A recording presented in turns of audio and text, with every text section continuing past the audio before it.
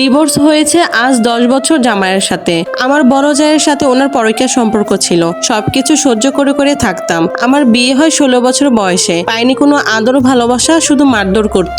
বিদেশে চলে গেলে আমার সাথে কথা বলতো না, আমার জায়ের সাথে কথা বলতো। আমি আল্লাহকে বলতাম, আল্লাহ আমি কি দোষ করলাম, কেন এত শাস্তি পাচ্ছি? প্রথম সন্তান ছেলে হয়, আমার চোখেও দেখিনি। অন্য হসপিটালে নিয়ে গেছিল, কারণ ডেলিভারি করতে গিয়ে বাচ্চার মাথা ছিঁড়ে ফেলে। আমি আমার ছেলেকে দেখি নাই, একটু আদরও করতে পারি নাই। আমার ছেলে যখন আমার পেটে ছিল কতই না নির্যাতন করত, মারধর করত, খেতে দিত না। আর জামাই তো অনেক খুশি ছিল। যখন মারা গেছে প্রতিদিনই কান্না করতাম। তারপর এমন করতে করতে 2টা বছর পার হয়ে যায়। আবার আল্লাহ আমার ঘরে একটা মেয়ে দেয়। প্রথমটার মতো অত্যাচার করতো, সহ্য করতাম। মনে করেছি সুখ আসবে, মানুষটা ভালো হয়ে যাবে। বাবির কথায় ধরে শুধু মারধর করত। দেশে থাকলে জামাইয়ের টাকা কোনোদিন হাতে ধরার সৌভাগ্য আমার হয় নাই। তা নিয়ে কোনোদিন কোনো প্রতিবাদও করিনি। আমার একটা মেয়ে হয় সিজার করে, তখন আমার মা আমাকে আমাদের বাড়িতে নিয়ে আসে। তার জন্য মেয়েটা বেঁচে গেল। সব খরচ আমার মা বাবা বহন করলো। একটা টাকাও দেয় নাই। ওনার অনেক টাকা, তবুও টাকা আমার জন্য খরচ করতো না। দেখতে দেখতে মেয়ের 3 বছর হলো, উনি আবার দেশে আসলো। আবার অত্যাচার, আবার মারধর। আর একটা কথা বলি কি জানেন, জামাই বিদেশে থাকলে দেশে আসলে বউরা কত সুখী হয়। কিন্তু আমার ভয় লাগতো, কারণ ভালোবাসা তো দিত না, শুধু কষ্ট দিত।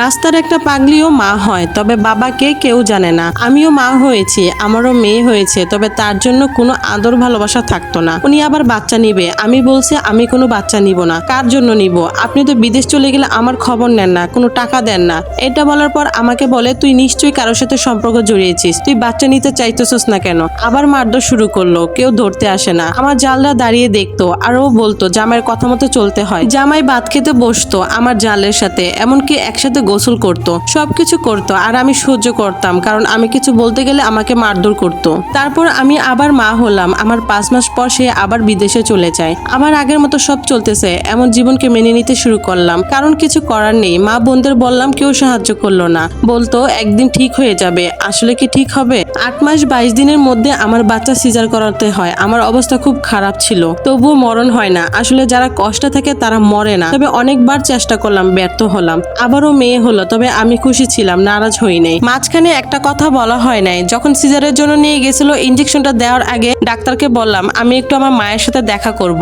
ওনারা নিয়ে গেল।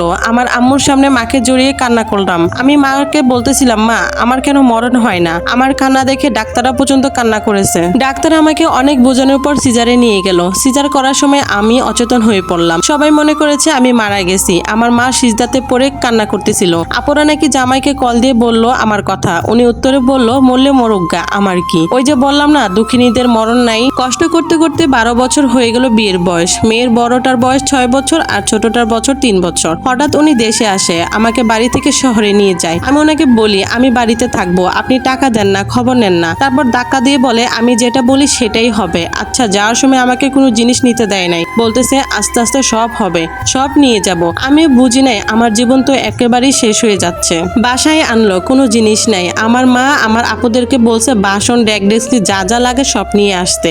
ওরা সব আনলো, ওরা রান্না করে নিয়ে আসলো। আমরা সবাই বসে খাইছি। তবে আমার জামাই আমাদের রেখেও বাইরে চলে গেছে। সেই দিন রাত উনি আর বাসায় আসে নাই। আমার কাছেও কোনো মোবাইল ছিল না। আমার আপুরাও চলে গেছে, ভয়ও লাগতেছে। বাসায় মেয়েদের নিয়ে একা আজই বাসায় আনলো, আজই উনি ফেলে চলে গেল। সারা রাত ঘুম নাই। সকাল 12টা বাজে দরজা ধাক্কা দিল, আমি খুললাম। দেখতেছি উনি আসলো। আমি জিজ্ঞেস করলাম কোথায় ছিলেন? আমাকে বলে তোকে বলতে হবে? তুই জিজ্ঞেস করার কে? বলে যেভাবে মারছে পুরা আমার পা কালো হয়ে গেছে। টস দিয়ে মাথায় বাড়ি দিছে, আমি নিচে পড়ে যাই। তখন বলে নাটক করতেছস। মেয়েরা কান্না করতেছে ভয়। হায় রে জীবন, এত কষ্ট করার পরও সুখ আসলো না। আমাকে বলে তুই দূর হয়ে যা আমার জীবন থেকে। আমি নিচ থেকে উঠতে পারছি না, অনেক বমি হয়েছিল। আবার উনি কোথায় জানি চলে গেল। আমি অনেক কষ্ট করে পাশের ভাড়াটিয়া থেকে মোবাইল নাম্বার নিয়ে আমার আপুকে কল দিই। আমার আপুরা সবাই আসে, এসে আমাকে ডাক্তারের কাছে নিয়ে যায়। ডাক্তার বলল আপনার ভাগ্য ভালো, বেঁচে আছেন, নয়তো আর কিছুক্ষণ পরে আপনি মারা যেতেন। আমি আর পারতেছি না লিখতে, চোখের পানিতে কিছু দেখতেছি না। আমার জীবন এভাবেই চলছে। এতক্ষণ আপনারা যে স্টোরিটা শুনতেছিলেন এটা একটা আপুর ছিল, আর এটা বাস্তব।